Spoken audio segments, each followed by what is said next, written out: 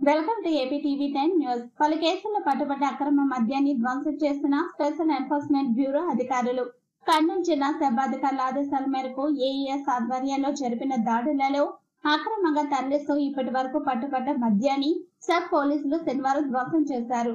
Sub కార్యాలయ ఆవరణలో Kosagi sub CI Mehbooba బాషా ఆధ్వర్యంలో ఇతర రాష్ట్రాలకు చెందిన సుమారు 313 లీటర్లు, ఆంధ్రకు చెందిన 11 లీటర్లు మద్యంను ధ్వంసం చేసినట్లు తెలిపారు. ఇందులో ఎస్ఐ రమేష్ బాబు మరియు వారి సిబ్బంది పాల్గొన్నారు. అనంతరం సబ్ సిఐ మహబూబా బాషా వారి సిబ్బందితో కలిసి కోసకి గ్రామం నందు దాడులు నిర్వహించగా ఒక వ్యక్తి దగ్గర సుమారు 109 డిప్స్ of original choice deluxe whisky tetra packets పట్టుబడినట్లు తెలిపారు. ఈ మేరకు సదరు రమేష్ అనే వ్యక్తిపై కేసు నమోదు చేయడమైనదని కోసకి సబ్ ఎస్ఐ తెలిపారు.